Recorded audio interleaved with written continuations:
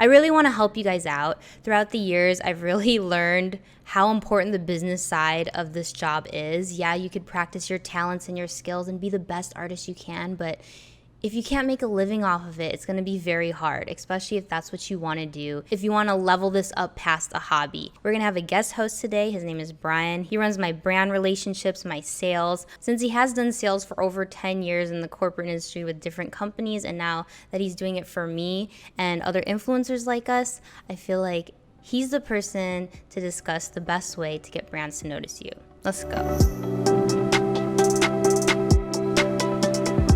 What up, AFAM? It's your boy Brian in the house. People call me BCD. You guys can also call me BCD Brian, whatever you want. And today, what we're gonna do is talk about something super critical, and that is how to get brands to notice you and your work. Because your work is great, we wanna make sure that they work with you. We're gonna go over 5 tips on how you guys can get a brand deal going today. So the first tip, guys, here is building a target list. A lot of folks, I'm sure, want to basically work with their dream brand. And these dream brands are usually like household names like Nike, Adidas, just big name brands. And I mean, I'm not gonna discourage you from going after those dream brands, but realistically, if you are just beginning to work with brands, you wanna maybe think about working with a lower tiered brand. I would recommend doing about a list of 40 to 50 brands and companies that you would just be excited to work with. And if you're looking at ideas,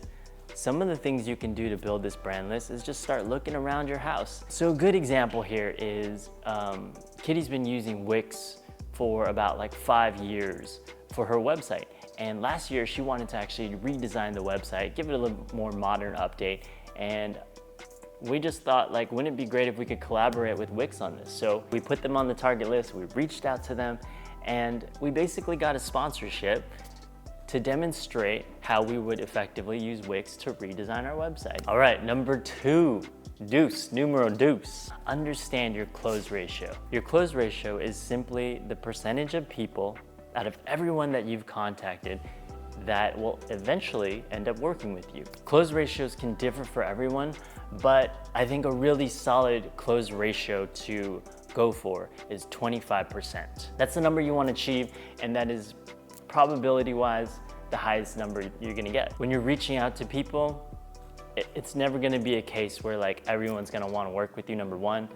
And then number 2, where everyone's going to even like respond to you. So it's important to understand that your response rate will drastically affect how many businesses you work with. So let's back up and do the math on this. If you have 40 targets, 40 brands that you want to work with, and 10% are going to give you responses, that leaves you with 4 brands that you can potentially build a connection with and pitch them on what you're trying to do and how you would be able to collaborate with them. If you have a 25% ratio, one of those brands is actually gonna give you business. They're gonna be the ones in some form, some way, some level of working with you on an official basis. They're gonna be the ones that cut you a check for what you do. If you build a list of 40, you'll get 1. If you build a bigger list of maybe 80, you'll get 2. So this is why I encourage you guys when playing the numbers game to cast that wider net. Understand your close ratio, definitely. All right, tip number 3, create the content. I think this is super important because once you create a piece of content, you can share that with a lot of the brands that you reach out to. Creating that piece of content is gonna give you an easy way in to get a brand to notice you. All right, step number 4, share and promote. Now, I cannot believe how much content is out there that doesn't get shared properly. It doesn't get posted properly, it doesn't get tagged, and you know, it's just something that's super easy that you guys could be doing and making sure to do is tagging the brand, using the right hashtags, just basically make it a solid campaign so that when it does take off and you get a high engagement on it, that brand's gonna actually see it. Hot tip on this one too is, and I can bet that a lot of people don't actually do this, but take that content and find the right person. Find the person that is in marketing, find the person that is responsible for social media, whoever it is at that company. So imagine if you sent out an email to the head of marketing and it sounded a little something like this. Hey, I made a video featuring your brand that's been doing really well on Instagram with over 1,000 views. I thought I might share that with you here. Link. Insert link. And then say something like, I'd be excited to talk to you guys a little bit more about how we could potentially collaborate in the future to make more great content like this. Boom! Who's the best person at your company to talk to? Is that you? Is that you? Who is it? And that's gonna give you a way in. So to summarize, make sure to share posts, tag correctly, and then do that final email blitz to the right decision maker at that company to make sure you guys get noticed. All right, number 5, last tip, last one. This is super important. This is something that you guys wanna make sure to do, and that is follow up.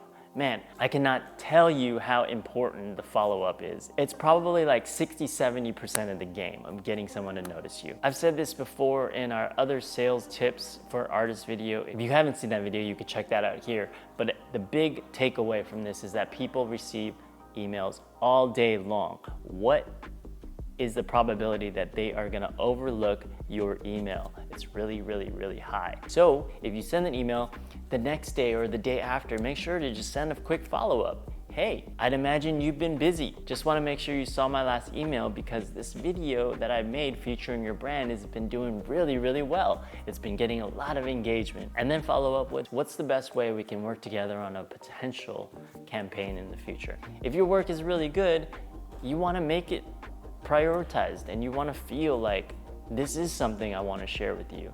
So why not? Why wouldn't you want to just reach out to that person over and over and over and make sure to bring it to their attention? And guess what? High probability is that when they finally see that email, that third, fourth email, maybe it's the second email, I don't know, when they finally see that follow-up email, they're going to be like, hey, thanks for contacting me and bringing this to my attention. Like, I'm sorry it took me so long to respond. I've just been busy. But I love the work. Boom, got him. So anyways, I'm gonna pass the mic back to Kitty. It's been real, y'all. Good luck, use these 5 tips, go get the brand of your dreams, don't let it stop you, and make that money. See you guys, late. All right, hopefully that was helpful. If you like this type of business content, definitely leave us a like or comment down below with any further questions that you might have. I feel like with artists, we're looked at our work as more of a hobby, and it shouldn't be that way. This is our job. These are our careers. We put our blood, sweat, and tears into everything we do. And I definitely want to see that you guys know how much you're worth and that you can work with your dream brands one day, if that's the path you really want to go on. All right, you do you, fam, and I'll see you when I see you. Done. Bye. Make that money, honey. Okay, I need to go. Bye.